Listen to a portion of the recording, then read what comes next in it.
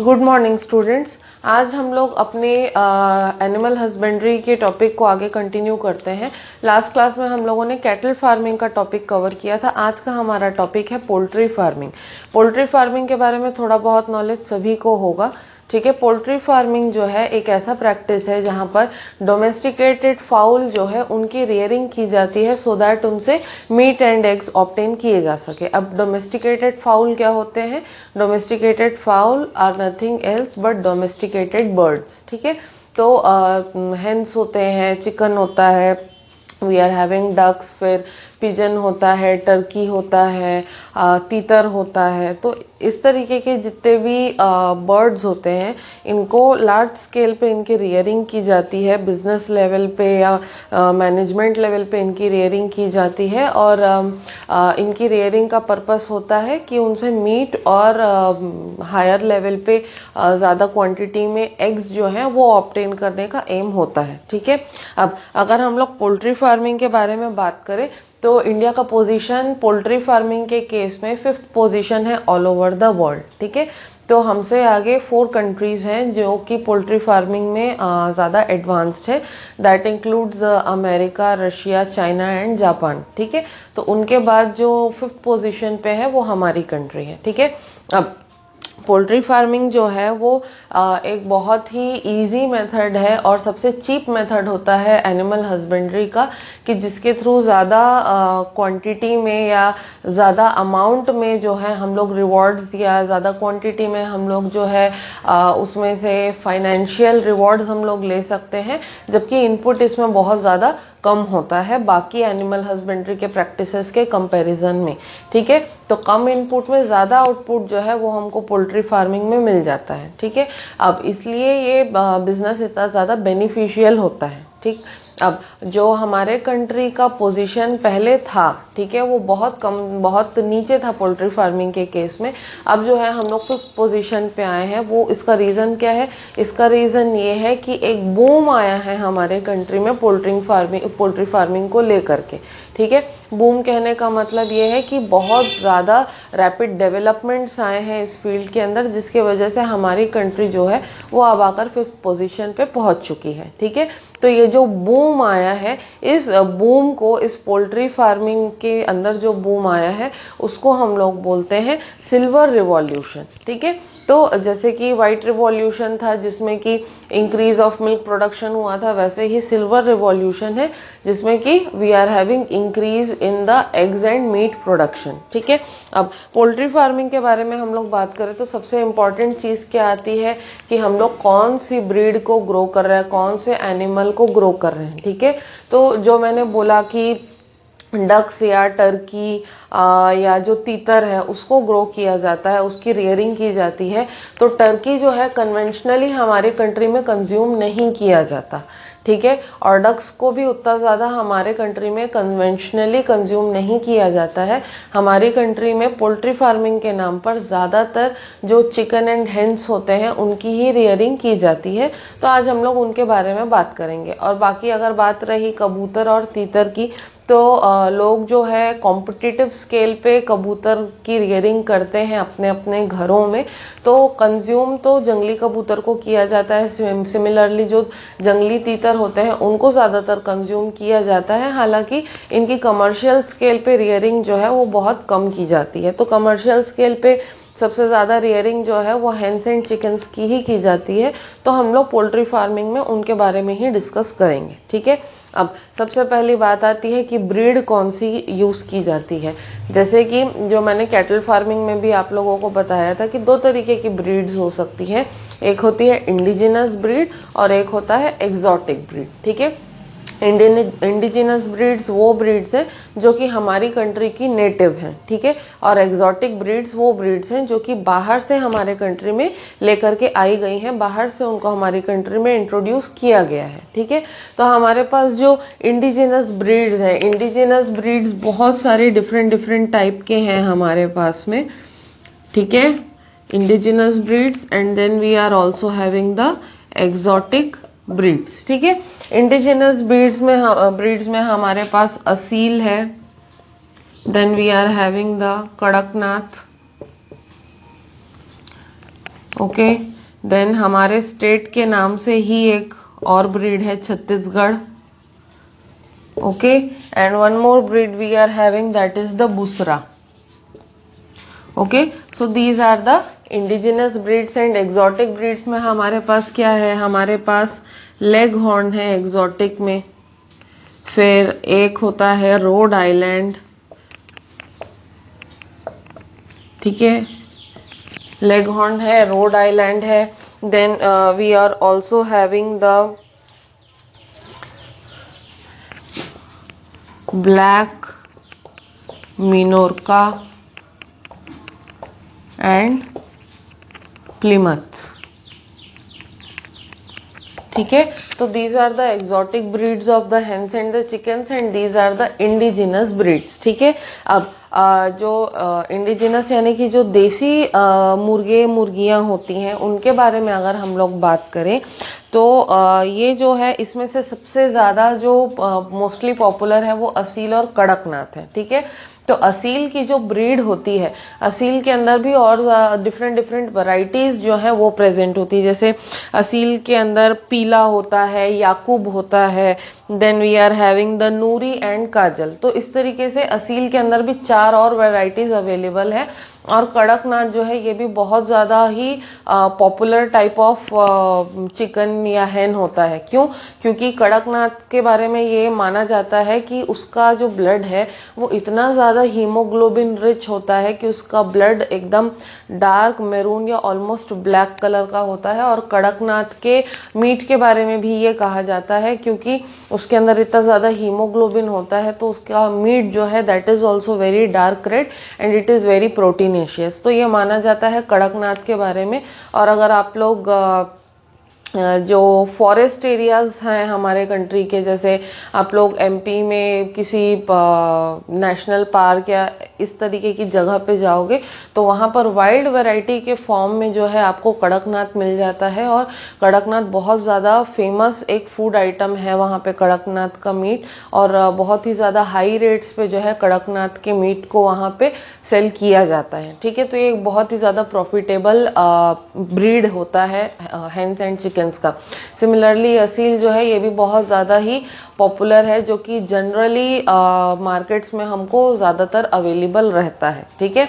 अब अगर indigenous breeds की क्वालिटी के बारे में और एग्जॉटिक ब्रीड्स की क्वालिटी के बारे में अगर हम लोग डिस्कस करें तो इंडिजिनस ब्रीड्स जो होते हैं, ठीक है, उनका क्या क्या कैरेक्टर्स होता है कि एक तो उनकी हाइट जो है, ठीक है, वो छोटी होती है, ठीक है। उसके अलावा इनके बॉडी का वेट जो है बहुत ज़्यादा नहीं होता, ठीक है। मिनिमम जो है 1.5 किलो, 1 से 1.5 किलो, और मैक्सिमम जो है वो 3 किलो, ठीक है।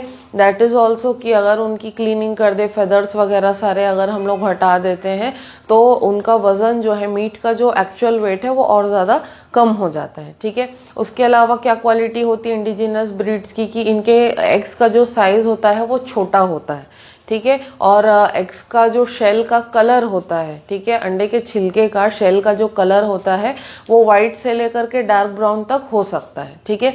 उसके अलावा एक और चीज़ है कि ये जो इंडिजिनस ब्रीड्स होते हैं ये कम क्वांटिटी ऑफ एग्स प्रोड्यूस करते हैं, ठीक है। ज़्यादा से ज़्यादा 60 अंडे 1 साल के अंदर प्रोड्यूस करते हैं, ये इनकी क्वालिटी होती है, ठीक है। उसके अलावा ये फीड ज़्यादा लेते हैं, खाते ज़्यादा हैं, लेकिन इतना खाने के बाद में भी वो जो खाना है वो उनके बॉडी वेट में टर्न आउट नहीं होता। मतलब खाना ज़रूर ज़्यादा खाएंगे लेकिन उनकी बॉडी का वेट जो है ज़्यादा इंक्रीज नहीं हो पाता है, ठीक है। उसके कंपैरिजन में अगर हम लोग एग्जॉटिक ब्रीड्स के बारे में बात करें तो एग्जॉटिक ब्रीड्स जो हैं ये ज़्यादा लंबे, ज़्यादा बड़े होते हैं, इनका बॉडी का वेट ज़्यादा होता है, 3 से 4 किलो तक का वेट इनका हो सकता है, ठीक है। उसके अलावा ये ज़्यादा क्वांटिटी में एग्स भी प्रोड्यूस करते हैं, एग्स का साइज़ भी बड़ा होता है। और कम क्वांटिटी में अगर फूड ये कंज्यूम करते हैं तो भी मैक्सिमम क्वांटिटी ऑफ फूड को ये बॉडी वेट में कन्वर्ट कर लेते हैं। फॉर एग्जांपल अगर इनको 3 किलो दाना दिया जाए, 3 किलो खाना अगर इनको प्रोवाइड किया जाए तो 3 किलो खाने में कम से कम 1.5 से 2 किलो खाने को ये बॉडी वेट में कन्वर्ट कर सकते हैं। ये इनकी क्वालिटी होती है। Also number of eggs produced per year is also higher, ठीक है, ज़्यादा अंडे प्रोड्यूस करते हैं 1 साल के अंदर, ठीक है। तो इस तरीके से एग्जॉटिक ब्रीड जो है उसकी क्वालिटी जो है, मतलब कि वेट के हिसाब से या नंबर ऑफ एग्स या साइज ऑफ एग्स के हिसाब से उनके जो कैरेक्टरिस्टिक्स हैं वो इंडिजिनस ब्रीड से थोड़े से ज़्यादा एडवांस्ड है। ठीक है, तो इस केस में क्या किया जाता है, इस केस में जो एग्जॉटिक ब्रीड है और जो इंडिजिनस ब्रीड है दोनों के बीच में क्रॉस रिप्रोडक्शन करवाया जाता है।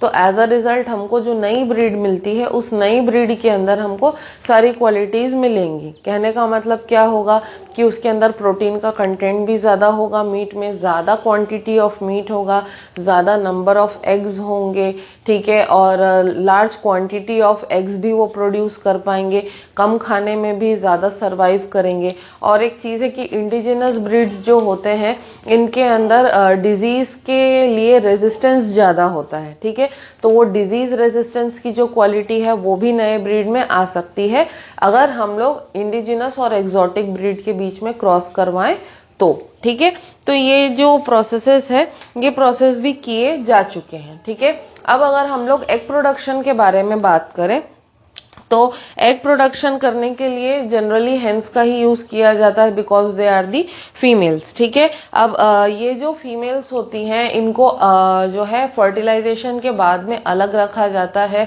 ठीक है, इनके बीच में लड़ाई ना हो, ठीक है, और उनको नुकसान ना पहुंचे, इसीलिए इनको डी बीक किया जाता है, मतलब इनकी चोंच जो है उसको थोड़ा थोड़ा काट दिया जाता है सो दैट आपस में लड़ाई ना हो और ये जो है एक दूसरे को नुकसान ना पहुंचाए। ठीक है, उसके अलावा फिर ये जो बर्ड्स हैं, ठीक है, ये एग कब से प्रोड्यूस करना स्टार्ट करते हैं, बर्थ के बाद। जब 20 वीक्स की इनकी एज हो जाती है, 20 वीक्स की एज से जो है ये लोग एग प्रोड्यूस करना स्टार्ट करते हैं। तो इंडिजिनस ब्रीड जो है वो कम एग्स प्रोड्यूस करते हैं और जो एक्सोटिक ब्रीड्स हैं, फॉरेन ब्रीड्स हैं, वो ज़्यादा एग्स प्रोड्यूस करते हैं।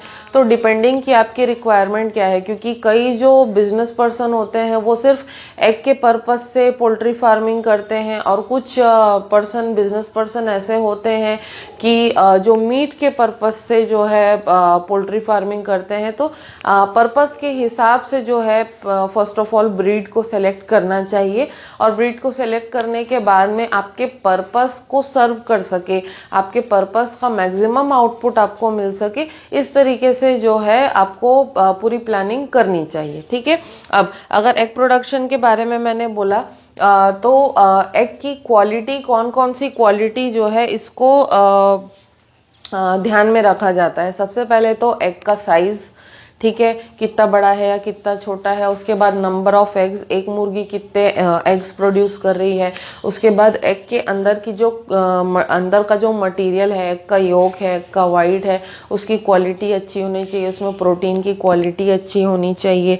ठीक है, उसका शेल जो है ज़्यादा मोटा नहीं होना चाहिए, एग का शेल पतला होना चाहिए। शेल का कलर जो है वो भी मैटर करता है, वाइट से लेकर के डार्क ब्राउन तक एग के शेल का कलर हो सकता है।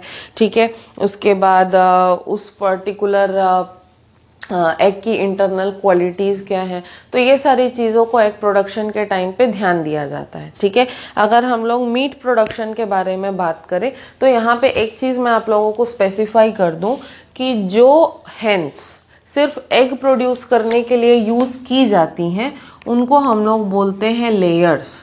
ठीक है, जो हेन्स सिर्फ एग प्रोड्यूस करने के लिए यूज की जाती हैं उनको हम लोग कहते हैं लेयर्स। ठीक है, लेकिन ऐसे चिकन्स जिनको कि हम लोग मीट के लिए यूज करने वाले होते हैं उनको बोलते हैं ब्रॉयलर। ठीक है, लेयर्स जो कि एक्सक्लूसिवली एग प्रोड्यूस करने के लिए यूज करते हैं और ब्रॉयलर जिसको एक्सक्लूसिवली मीट प्रोड्यूस करने के लिए यूज करते हैं। ठीक है, तो जब तक लेयर्स जो है एग प्रोड्यूस कर रही हैं तब तक जो है उनको एग प्रोडक्शन के लिए यूज किया जाता है और एक बार जब लेयर्स एग प्रोड्यूस करना बंद कर दें तो फिर उनको बाद में मीट के लिए यूज किया जाता है, बट इनिशियली उनका गोल होता है एग प्रोडक्शन का। ठीक है, फिर हम लोग ब्रॉयलर पे आते हैं कि जो ब्रॉयलर प्रोडक्शन है इनको ग्रो किया जाता है 7 to 8 वीक्स के एज से। ठीक है, मतलब 7 to 8 वीक्स ऑफ एज के बाद से इनको इस तरीके से खाना पीना दिया जाता है सो दैट इनके बॉडी में ज़्यादा मसल और ज़्यादा मीट का फॉर्मेशन हो और बाद में फिर इनको जो है मीट के लिए यूज़ किया जा सके। ठीक है। और इनको तब तक रियर किया जाता है, तब तक ग्रो किया जाता है या फीड किया जाता है जब तक उनका वेट जो है 700 ग्राम से 1.5 किलो तक ना हो जाए। ठीक है, तो 7 से 8 वीक की एज से इनको रियर करते हैं। उसके बाद वेट किया जाता है कि इनका वेट 700 ग्राम से 1.5 किलो तक का हो जाए। उसके बाद फिर इनको स्लॉटर के लिए या मार्केट में भेजा जाता है, सो दैट वहां पर उनको फिर मीट के लिए यूज किया जा सके। ठीक है, अब इनके अंदर ध्यान देने वाली बात क्या होती है कि ब्रॉयलर्स ज़्यादातर मेल होते हैं, क्योंकि मेल्स में जो है ज़्यादा मीट प्रोडक्शन की क्वालिटी होती है। ठीक है, अब जब हम लोग मीट के बारे में बात कर रहे हैं तो क्या क्या क्वालिटी होनी चाहिए मीट में। ठीक है, मीट की क्वालिटी ये होनी चाहिए कि उसका सबसे पहली बात है क्वांटिटी ज़्यादा होनी चाहिए, उसके बाद ज़्यादा सॉफ्ट होना चाहिए। ठीक है, उसके अंदर ज़्यादा रेडनेस होनी चाहिए। तो ये मीट की क्वालिटी होती है। ठीक है, अब मीट की क्वालिटी ज़्यादा अच्छी हो इसके लिए क्या फीड करना चाहिए? प्रोटीन रिच, विटामिन रिच और मिनरल रिच जो फूड होता है वो ब्रॉयलर्स को फीड किया जाता है, जिसमें maximum quantity different types of grains की होती है, different types of oil seeds की होती है। ठीक है, जिससे कि ज़्यादा से ज़्यादा क्वांटिटी में इनको प्रोटीन मिल सके और इनका ज़्यादा बेटर इनके अंदर मीट प्रोडक्शन हो सके। ठीक है, अब पोल्ट्री का केयर कैसे करना चाहिए कि किस तरीके से इनको हमको मेंटेन करके रखना चाहिए। सबसे पहली बात तो इनको बहुत ज़्यादा स्पेस की ज़रूरत होती है। ठीक है, ज़्यादा स्पेस देंगे तो इनके अंदर ज़्यादा अच्छा ग्रोथ और ज़्यादा अच्छा डेवलपमेंट होगा। उसके बाद इनको बहुत अच्छा न्यूट्रिएंट रिच खाना देना चाहिए, क्योंकि आफ्टर ऑल मीट और एग प्रोडक्शन के लिए यूज़ कर रहे हैं। तो ऐसा खाना जिसमें सारे न्यूट्रिएंट्स हो, कार्बोहाइड्रेट हो, फैट हो, विटामिन हो, मिनरल्स हो, प्रोटीन्स हो, तो इस तरीके का खाना, ग्रेन से भरा हुआ खाना जो है इनको ज़्यादातर देना चाहिए। ठीक है, उसके अलावा रेगुलर वैक्सीनेशन होना चाहिए। जिस जगह पे इनको रखा हो वहाँ पे परमानेंट शेड होना चाहिए। उस जगह की फ्लोर जो है हार्ड होनी चाहिए, लेकिन फ्लोर हार्ड होने के साथ साथ जो सूखे पत्तियां या पैरा वगैरह है उसको फ्लोर पे डालना चाहिए, सो दैट वो गंदगी को एब्जॉर्ब कर सके और उस जगह को, उस फ्लोर को गर्म बना करके रख सके। ठीक है, उसके अलावा रेगुलर क्लीनिंग जो है उस जगह की करते रहना चाहिए।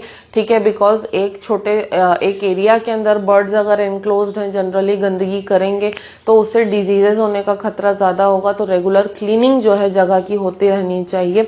उसके अलावा रेगुलर वैक्सीनेशन होना ज़रूरी है, बिकॉज आफ्टर ऑल बर्ड्स हैं, एनिमल्स हैं, तो उनके अंदर डिफरेंट टाइप्स ऑफ फंगल या वायरल डिजीजेज या बैक्टीरियल इन्फेक्शंस जैसे बर्ड फ्लू होता है, ट्यूबरक्यूलोसिस होता है, डिप्थीरिया होता है, इनके अंदर भी डायरिया होता है। तो इस तरीके के डिफरेंट डिजीजेस इनको हो सकते हैं। तो डिजीजेस से बचने के लिए इनको वैक्सीनेशन भी रेगुलर देते रहना चाहिए। तो ये जो जनरल प्रिकॉशंस हैं इनको मेंटेन करके रखते हैं। उसके अलावा एक बहुत इंपॉर्टेंट फैक्टर है कि ये जितने भी बर्ड्स होते हैं इनको इनके एज के हिसाब से क्लासिफाई करके अलग अलग जगह पे रखना चाहिए। मतलब सिमिलर एज वाले जो बर्ड्स होते हैं उनको एक साथ रखने की कोशिश की जाती है, सो दैट उनके अंदर जो है एज वाइज डेवलपमेंट जो है प्रॉपर हो सके। और कंफ्यूजन को अवॉइड करने के लिए जो है ज़्यादातर ऐसा किया जाता है, क्योंकि अलग अलग एज में जो है एनिमल मतलब बर्ड की रिक्वायरमेंट अलग अलग होती है। तो इस तरीके से कंफ्यूजन को अवॉइड करने के लिए डिफरेंट एज ग्रुप्स के जो बर्ड्स होते हैं उनको सेपरेटली रखना चाहिए। ठीक है, so these were the basic information about the poultry farming. Next जो हमारी क्लास होगी, नेक्स्ट क्लास में हम लोग फिश प्रोडक्शन के बारे में और हनी प्रोडक्शन के बारे में यानी कि बी कीपिंग के बारे में हम लोग डिस्कस करेंगे। अंटिल देन इस पर्टिकुलर टॉपिक में आपको कोई डाउट है तो you will ask me. Thank you.